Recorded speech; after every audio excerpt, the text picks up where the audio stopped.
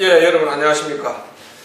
이번 시간에는 청소년기에 이어서 청년기, 결혼하기 전까지 그 시기를 잠시 이야기하도록 하겠습니다. 청년기는 이제 성인이 된 시기이기도 하겠습니다. 성인기라고 하는 것은 인생에 사실은 전환기를 맞았다 이렇게 볼 수 있겠죠. 양육을 받던 단계에서 이제 독립한 시기, 이 시기를 청년기라고 하겠습니다. 여러분들은 어떻게, 여러분 독립은 몇 살쯤 하셨습니까? 그리고 어떤 그 환경에서 독립하셨습니까? 그 이야기를 들려주십시오. 나는 언제쯤 이런 과정을 거쳐서 독립하게 되었다. 이렇게 청년기를 시작하시면 되겠습니다. 이 청년기가 갖는 또 여러 가지 특징 중에 하나가 꿈과 현실에 관한 문제입니다. 청소년기에 이렇게 나름 꿈꾸어왔지만 그러나 현실의 벽 앞에서 일정하게 타협할 수밖에 없었다고 할까? 이제 그런 요소들이 청년기에 비로소 겪게 됩니다. 사회입이 되는 것이죠. 여러분들께서 성인이 되어서 사회에 첫 발을 디뎠을 때 어떤 현실적인 벽들이 여러분의 꿈속지를 가로막았는지, 또 그것들을 어떻게 극복해 가셨는지, 이런 이야기들을 좀 들려주시면 좋겠습니다. 남자분들 중에는 군대 이야기도 빼놓을 수 없겠죠. 그리고 혹시 대학을 다니신 분들은 또 대학 생활에 대한 대학교 시절, 학창 시절 이야기를 조금 들려주시는 것도 청년기에 다 포함시켜 주시면 되겠습니다.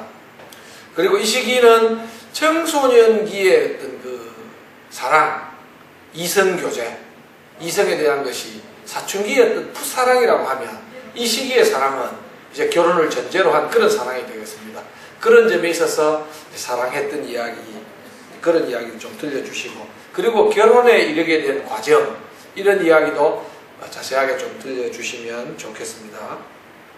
그리고 이 시기는 또 직장생활을 하는 시기입니다. 따라서 직장생활은 어땠다, 어떤 직장을 어떤 동기로 취업을 하게 되었다, 혹은 내가 어떤 사업을 시작하게 되었다, 그런 말씀을 자세하게 좀 들려주시면 좋겠습니다.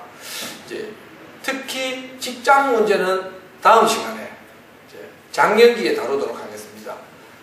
지금 이 시간에 다루는 직장은 첫 출근한 날, 사회생활이랍시고 처음 시작한 날, 그 직장, 그날, 그래서 한 직장생활 1년 그 정도 짧은 초창기 직장생활, 처음 직장생활 할 때 느꼈던 감정이나 그 겪었던 애로사항이나 또 그 어려움을 극복해 가는데 도움을 줬던 분들이나 이렇게 초창기 직장생활에 관한 이야기를 간략하게 해주시면 되겠습니다.